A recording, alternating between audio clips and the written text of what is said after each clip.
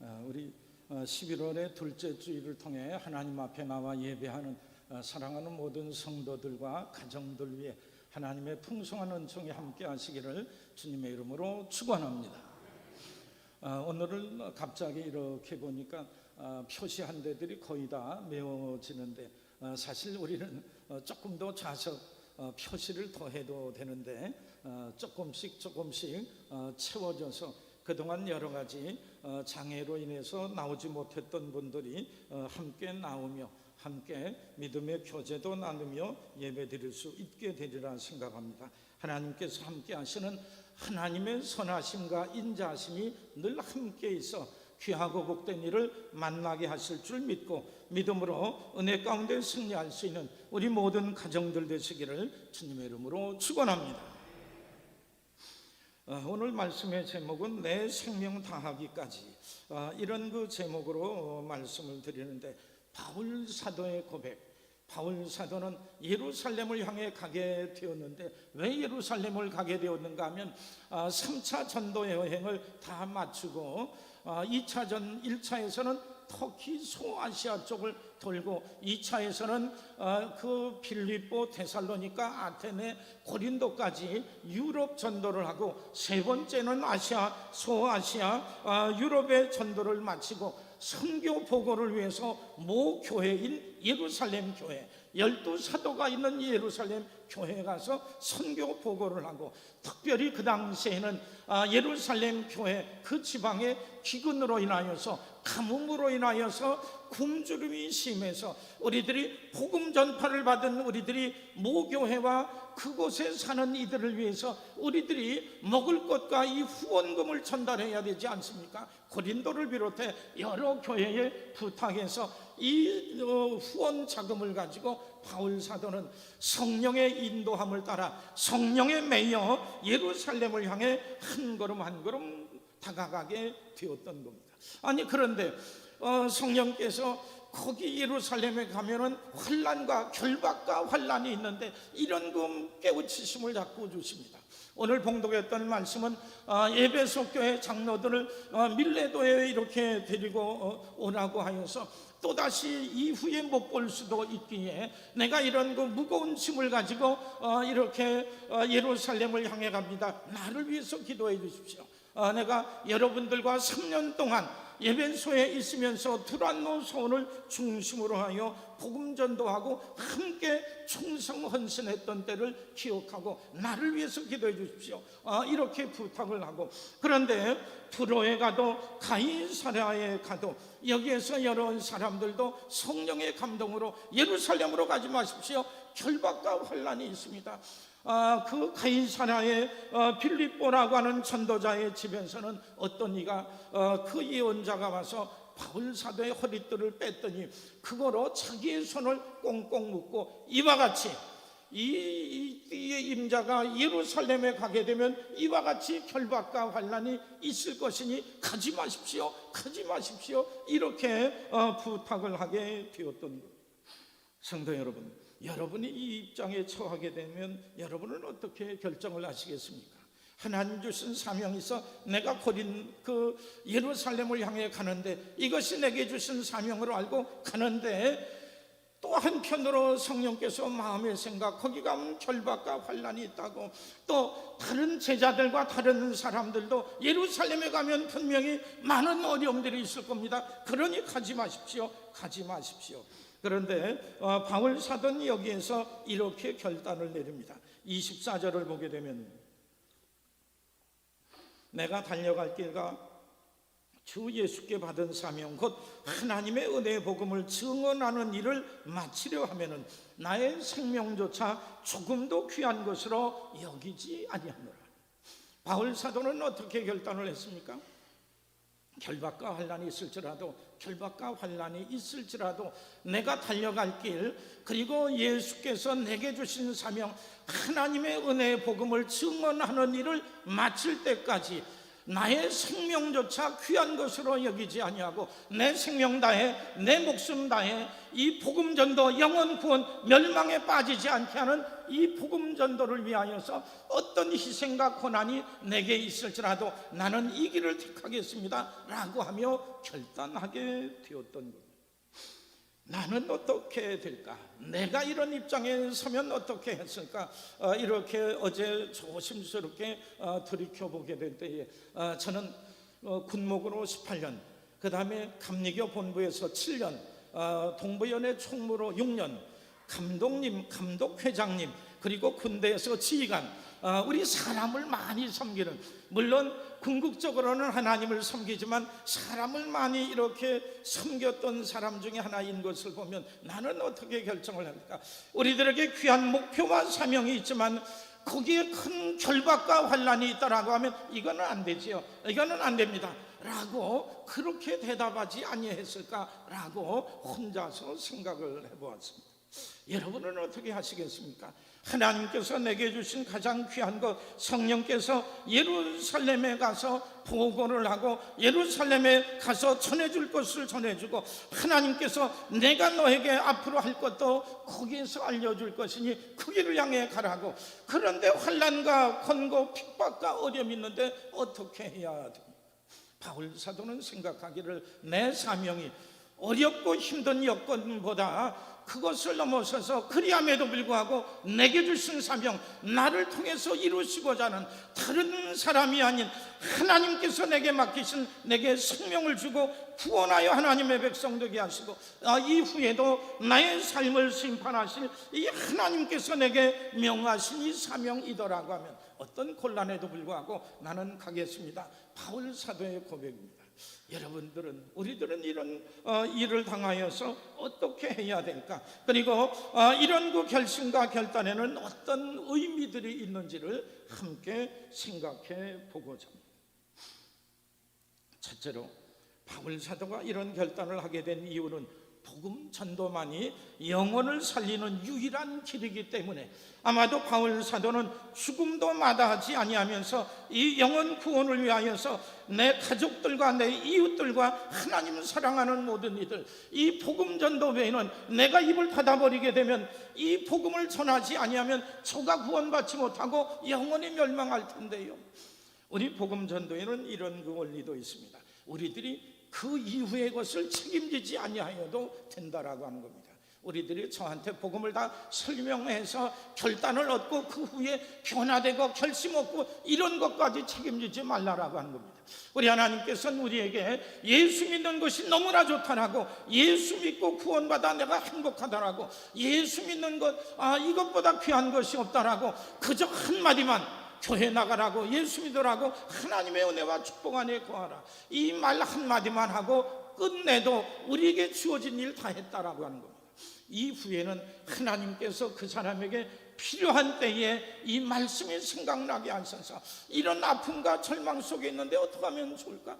옛날 누가 이렇게 교회 가라고, 이렇게 절망 속에는 하나님께 기도하라고, 교회 나가라고, 하나님께서 모든 일에 근원이 되신다고 이렇게 말씀한 것이 생각나. 이것 때문에 성령께서 한마디 들었던 그것 때문에 하나님 앞에 나갈 수 있도록 인도하시리라고 하는 겁니다.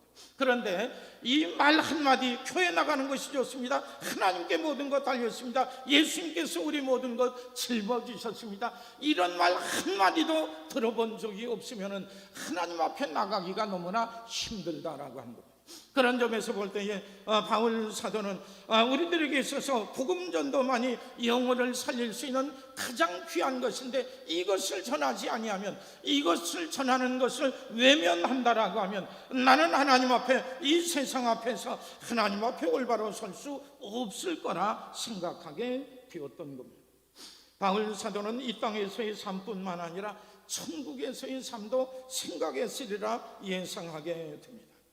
박해를 피하여 잠시 세상에 더 살 수는 있을 수 있으나 영원히 함께할 하나님의 뜻을 거역하고 회피한다고 하면 어떻게 하나님 앞에 서지요? 어떻게 하나님 앞에 우리 하나님께서 이게 가장 귀한 것이라고 내 가족 중에 예수 믿지 아니한 건 내가 전하지 아니하고 내가 해야 되는 건데 이렇게 맡겼음에도 불구하고 그 말 한마디도 하지 못했다라고 하면 우리 하나님께서 그렇게 부탁한 것을 이것을 안 하고 하나님 앞에 천국에 가서 어떻게 그 얼굴을 뵐까? 바울 사도는 특별히 하나님께 빚진 것이 많은 사람이라고 볼 수 있습니다. 하나님의 섭리에 정반대로 예수 그리스도를 통하여서 우리 모두가 구원받는데 예수 믿는 사람들을 잡아서 결박하고 고문하고 돌로 쳐 죽이는 하나님의 원수와 같은 이 일을 했었던 사람, 우리 하나님께서 저를 버리지 아니하고 다메섹으로 가던 도중 예수 믿는 이들을 잡으려고 핍박하려고 가던 그곳에서 예수를 만나는 환상을 통하여서 만나는 것을 통해 돌이키게 되었을 때에 죄인 중에 괴수여 나는 폭행자여 회방하는 자여 하나님의 뜻을 거역하며 하나님의 원수였던 자인데 우리 하나님께서 나를 불쌍히 여기셔서 예수 만나 새로운 길로 돌아와 구원받은 하나님의 백성 되게 하시는 것 생각하게 될 때에 얼마나 하나님의 은혜가 감사한지, 죄인 중에 괴수요 하나님의 원수요 하나님과 정반대에 서서 이렇게 행했던 나를 용서하고 용납하여 불러주셔서 하나님의 귀한 백성 삼으신 것 얼마나 감사한지 알지 못해 하나님 내게 주신 이 귀한 사명 감당하기 위해서 내 생명조차 귀한 것으로 여기지 않겠나이다 라고 결단하게 되었던 겁니다. 사도행전 26장 14절에 보게 되면 바울 사도가 여러 사람들 앞에 증언하는 내용이 있습니다. 우리가 다 땅에 엎드러짐에 내가 소리를 들으니 히브리 말로 이르되 사울아 사울아 내가 어찌하여 나를 박해하느냐, 가시체를 뒷발질하기가 내게 고생이니라. 내가 대답하되 주님 누구십니까? 주께서 이르시되 나는 내가 박해하는 예수라.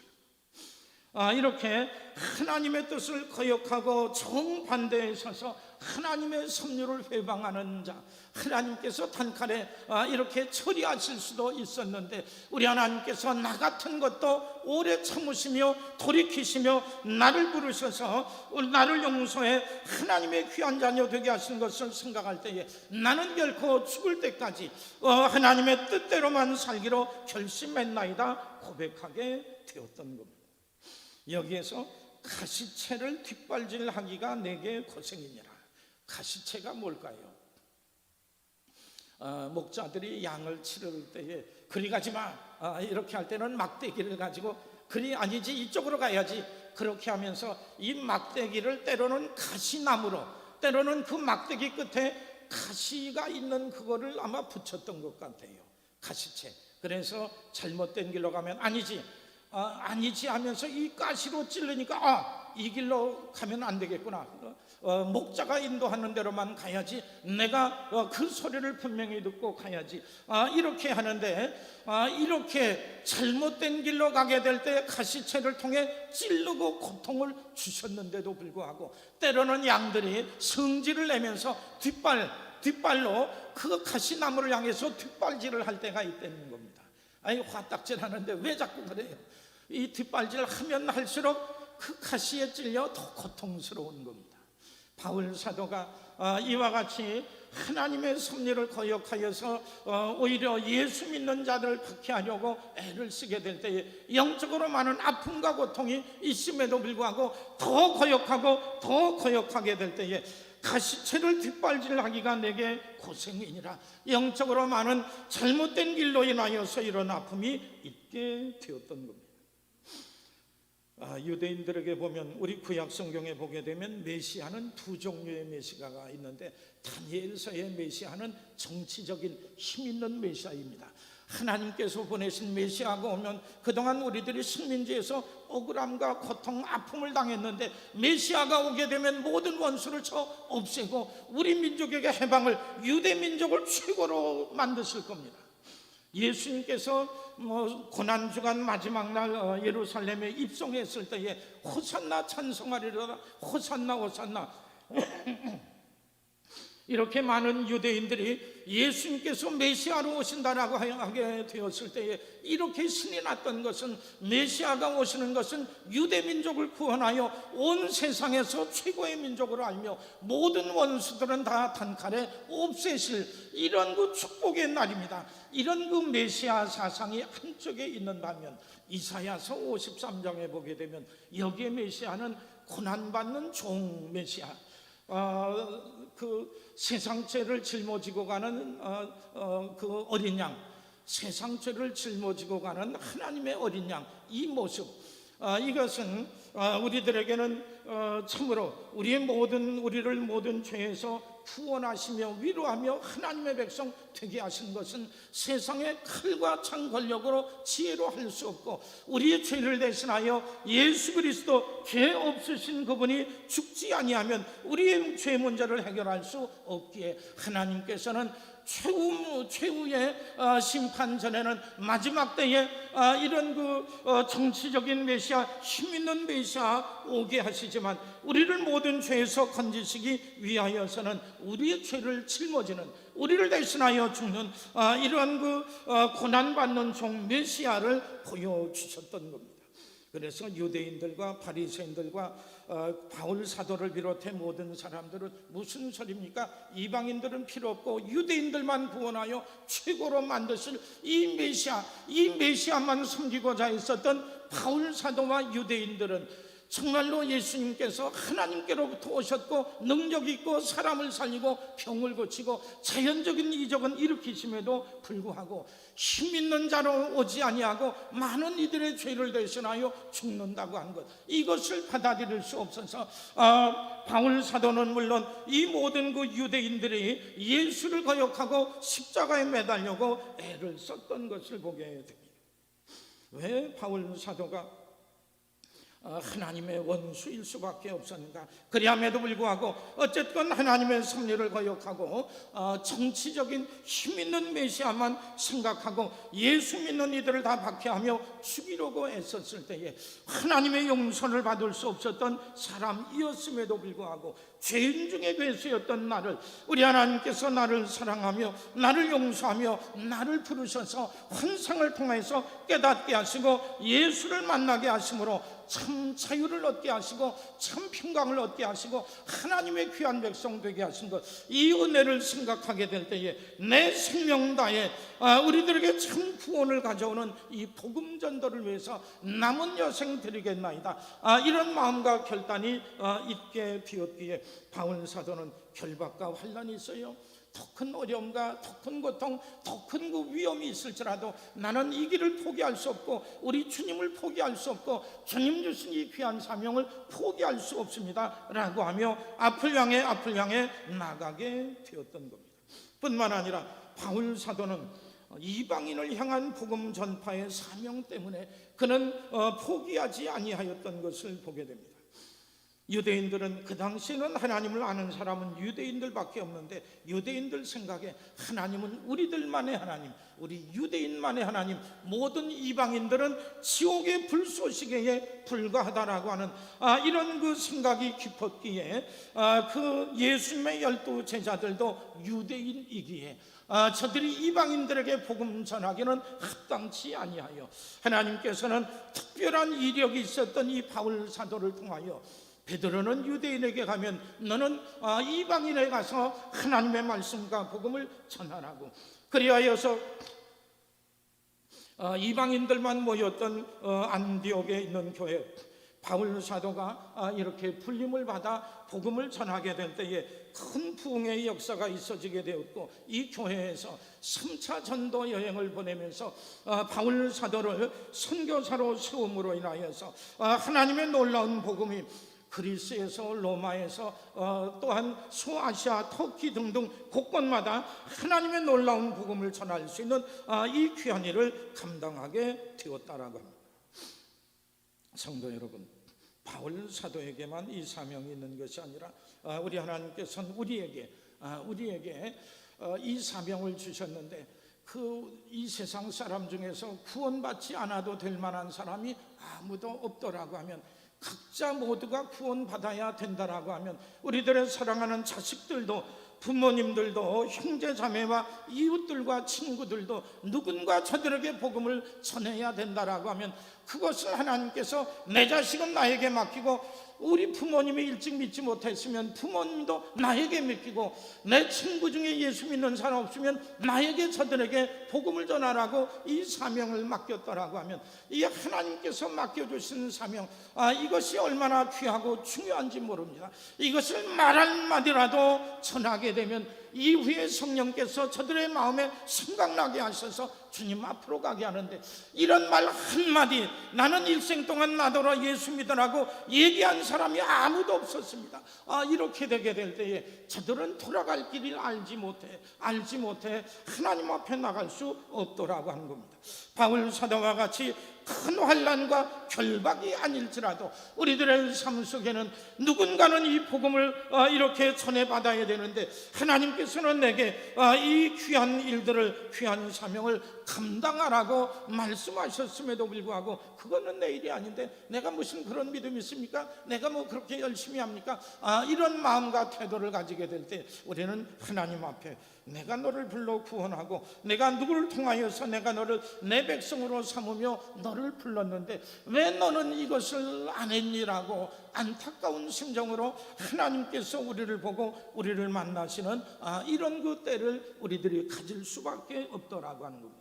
진실로 우리 하나님께서 가장 귀히 여기는 것, 우리들이 하나님 앞에 할 수 있는 것도 많고 이웃에게, 이 나라와 민족을 위해서 뭐 할 수 있는 것 엄청나게 많은데, 우리 하나님께서는 너에게 맡겨준 생명, 그 영혼 구원을 위해서 한마디 예수 믿으라고, 교회 나가라고, 예수 믿으니까 이렇게 좋다고 짧은 한마디일지라도 이 말씀을 전하게 될 때에 우리 하나님께서 이 귀한 일을 감당한 우리를 통하여 영혼 구원하여 하나님 백성 되게 하는 놀라운 역사가 있더라고 하는 겁니다.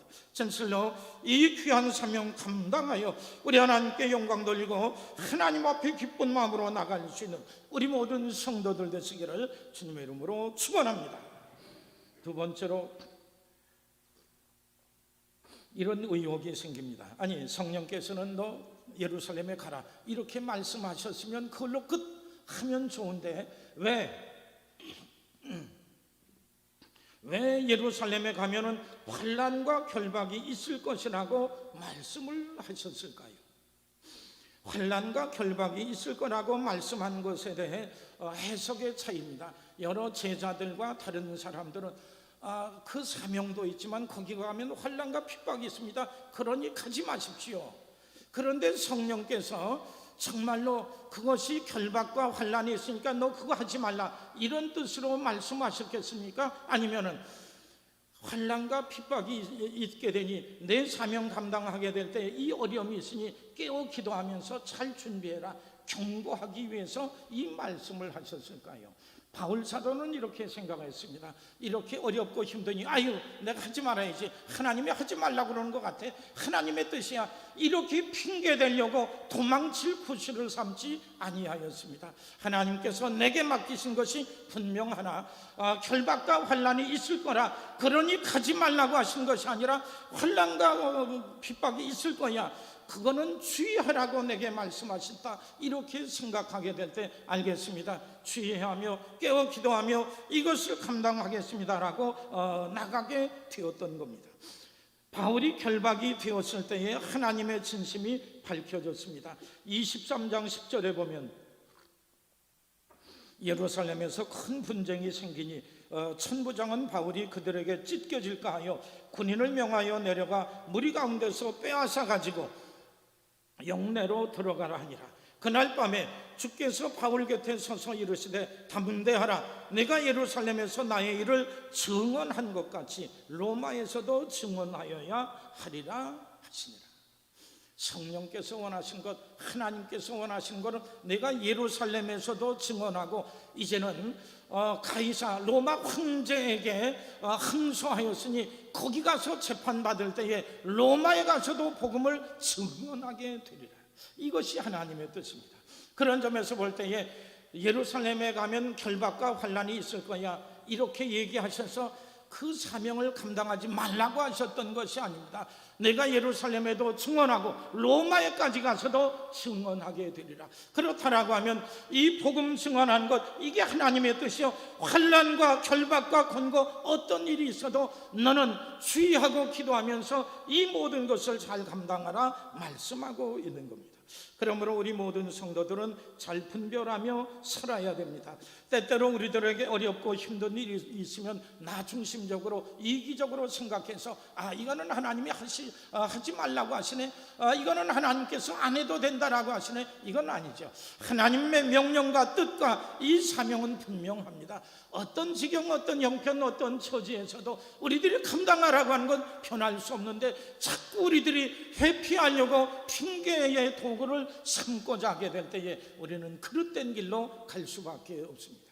그러므로 하나님의 뜻이 무엇인가, 우리 하나님의 어떤 형편 처지에서도 하나님의 뜻은 하나님의 뜻대로 사는 거예요. 하나님의 말씀과 명령대로 사는 거예요. 그런데 내 편리함과 유익을 앞세우게 될 때마다, 우리들이 두려움으로 인하여서 흔들리게 될 때에 우리는 나중에 크게 후회할 수 있는 이런 결과를 얻게 되더라고 하는 겁니다. 다윗도 솔로몬도 믿음의 모든 그 후손들에게 하나님의 말씀과 뜻대로 살되 좌로나 우로나 치우치지 말고 말씀하신 그대로 행하라 강조한 것은 이런 핑계거리에 우리들의 믿음과 결심들이 흔들리게 될 때에 우리는 망하는 인생이 될 수밖에 없다라고 하는 겁니다.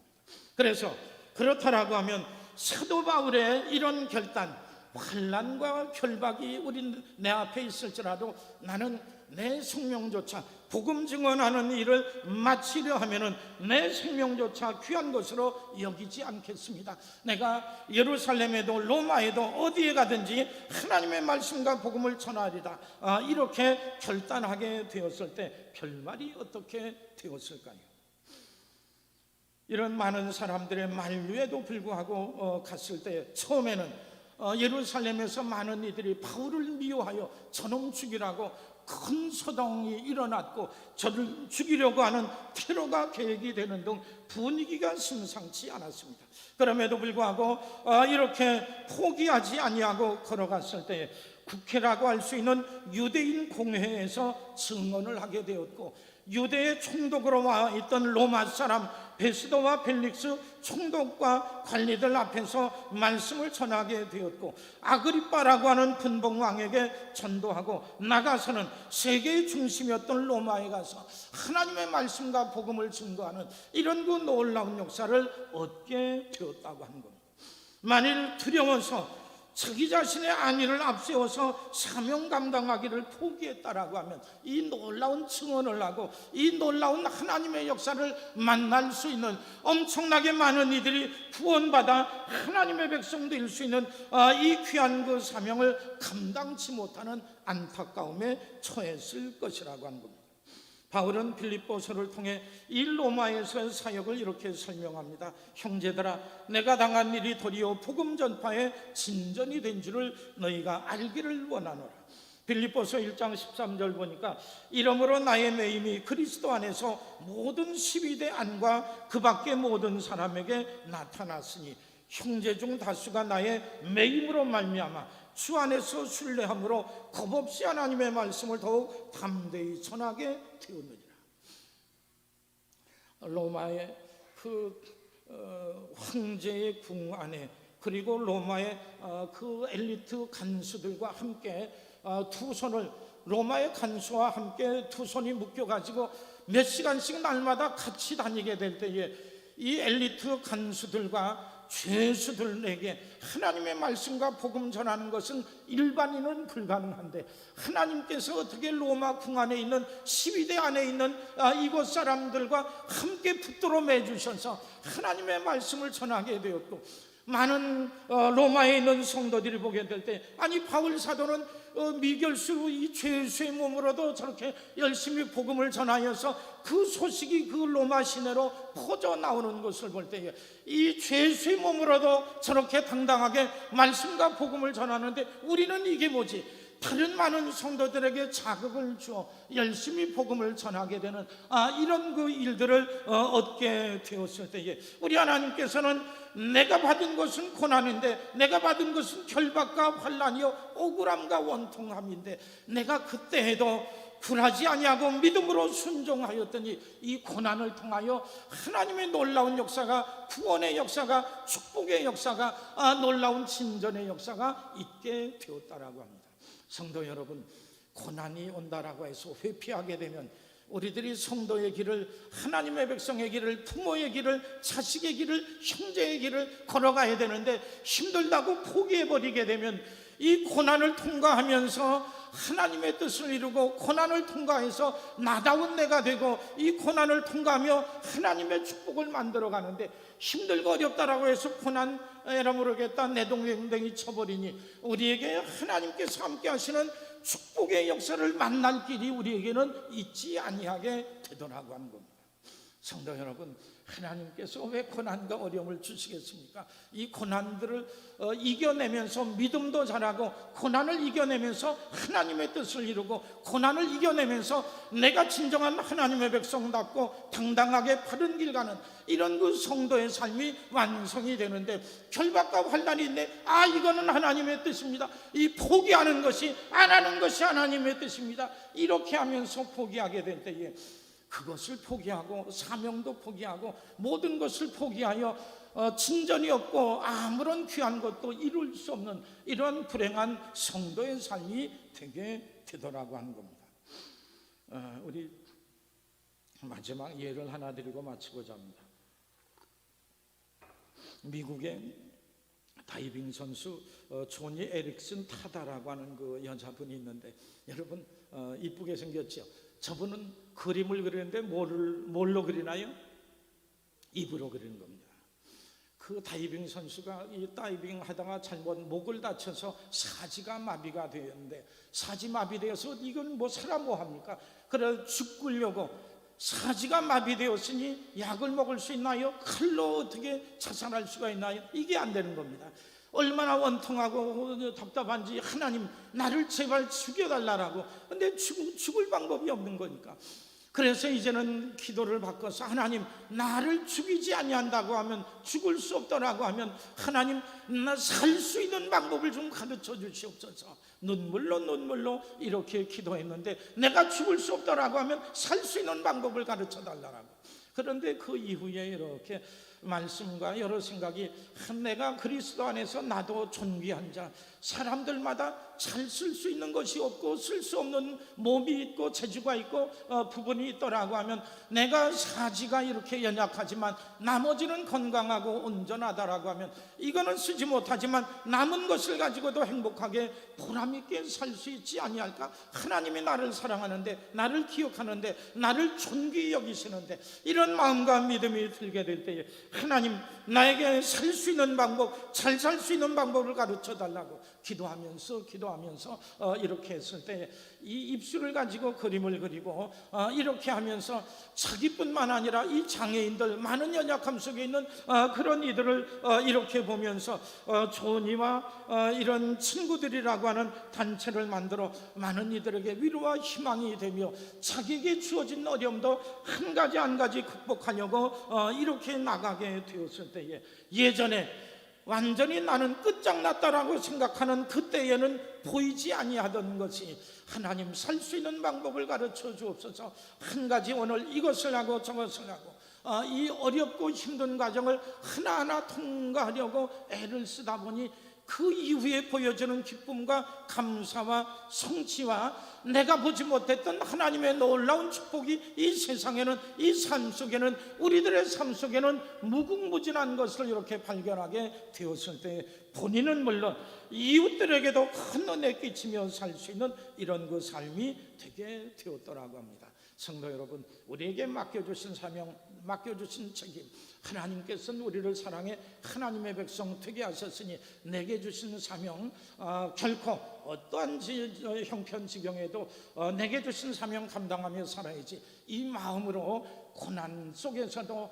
순종하며 걸어나가고자 할 때에 고난도 이기고, 그 이후에 고난 이후에 있는 축복, 예수님의 고난 이후 십자가 이후의 부활의 영광과 같이 우리 하나님께서는 고난 후, 순종의 고난 후에 있는 아름답고 귀한 영광들을 우리에게 허락해 주실 줄 믿습니다. 이 귀한 은혜와 예비하신 축복을 얻으며 살 수 있는 하나님의 귀한 백성들 되시기를 주님의 이름으로 축원합니다. 고마우신 하나님, 복된 성의를 허락해 주시고 귀한 사명, 하나님께서 맡기신 사명은 회피할 것이 아니고 믿음으로 감당하고자 할 때에 그것도 내게 복이 되고 잘 극복하고 이기며 숨겨진 하나님의 놀라운 은혜와 축복을 얻게 된다 말씀하셨나이다. 하나님, 우리를 부르신 부르심, 우리에게 맡기시고 명령하신 모든 것들을 핑계하지 말고 믿음으로 잘 감당해 예비하신 귀한 은혜와 축복 안에 거할 수 있는 우리 모든 권속들 되게 주옵소서. 늘 함께 하실 줄 믿사옵고 예수님의 이름 받들어 간절히 기도드리옵나이다.